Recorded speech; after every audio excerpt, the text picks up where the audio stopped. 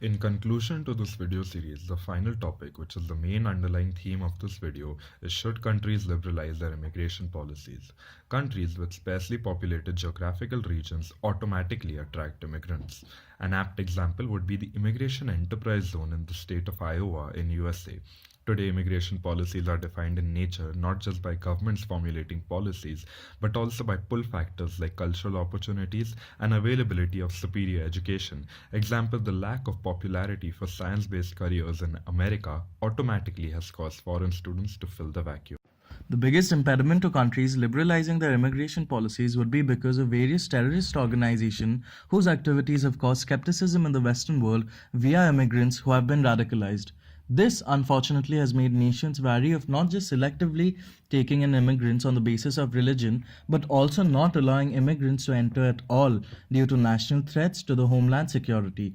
Pre 9/11 immigration policies were on the path of optimum liberalization, with America incorporating liberal approaches as they did during the Bracero program. It is an unfortunate truth that when viewing whether immigration policies must be liberalized or not, certain characteristics of the government in question must be reviewed, such as the strength of the national sentiment, presence or absence of a xenophobic attitude, and finally, post 9/11, the anti-Muslim political sentiment.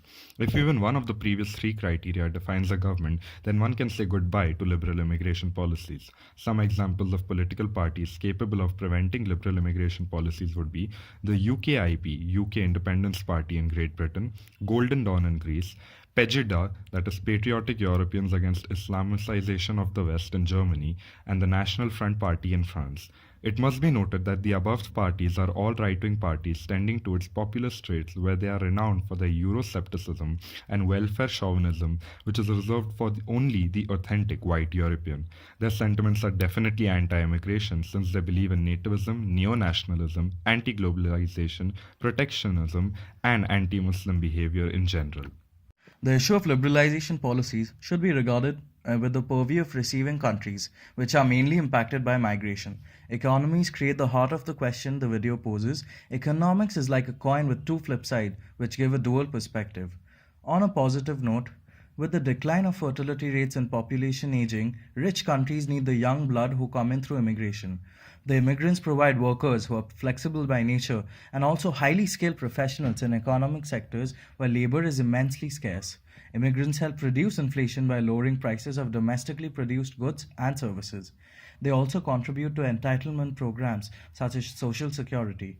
Another example would be how immigrants provide receiving countries with billions of dollars via Medicare, more than these countries spending on the immigrants. Therefore, these points would definitely supplement the argument that countries should liberalize their immigration policies. It is a fact that countries like Holland, Britain, and the United States have played an essential role in their rise.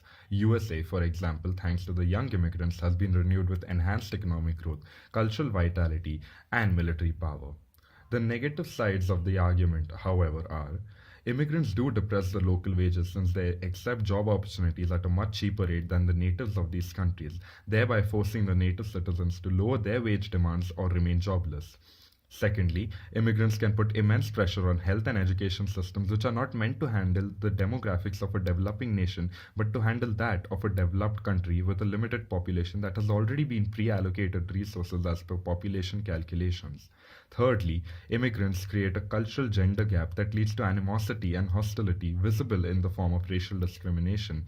This gap causes the old to be biased in not allocating the young adequate resources. The above points are now used in the 21st century with the context of terrorists entering as immigrants, which is why countries like France are becoming more stringent and not creating liberal immigration policies. James F. Holofield suggests the manner in which immigration is managed by powerful liberal states will determine whether society will benefit from immigrants or face harm. His ideas are indicative of international frameworks for managing immigration. Philip Martin from the University of California opposes immigration policies, asserting that they have a very small economic impact. His argument has a central idea that the costs of change may exceed the perceived benefits of expanding immigration for host states. These two contrasting viewpoints are crucial to understanding the dichotomy this video aims to project. The impact of immigrants on both home as well as host countries are considerable and complex. This makes the political impacts all the more complicated, even though liberalization of immigration policies produce costs and benefits for host nations and the migrants themselves, thereby defying easy political categorization. Holofield says immigration is a defining feature of globalization. He views immigrants as assets who bring human capital, new ideas, and cultures to the host country. It is true that immigration has become complex and multifaceted. However, if this requires countries to frame better policies, it must be looked at as a challenge of administrative growth instead of a hindrance. There is a hypocrisy where mass mobilization of immigrants used to be done for the purpose of colonization and economic expansion by the Western powers. For example, Africans were shipped to America to build Wall Street as we know it today. Countries like Australia and Canada are trying to be pro-globalization by incorporating highly skilled foreign workers.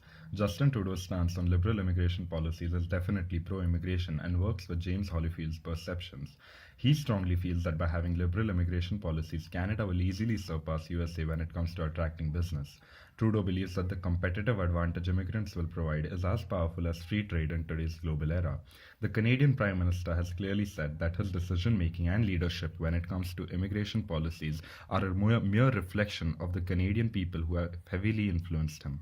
If a country cannot be attentive to immigrants' civil and human rights, then there is no possibility of a liberal policy, and countries would undermine their own legitimacy. In fact, if one wants international security and stability, then their policies must be able to manage immigration. Arguments of Mexican leaders like former President Raul Salinas de Gortari and Vicente Fox have rightly commented that freer migration and more open, normalized boundaries would be appropriate with changing times. We can conclude this side of the argument by acknowledging that immigration is an imminent feature of the post-World War liberal order. If the right policies are brought in by developed host countries for immigration, they will set the trend for tackling refugee crisis. Philip Martin presents views on the other side of the argument, claiming that immigration does lead to producing a larger economy. However, the net economic benefits of immigration in migrant-receiving countries is very small.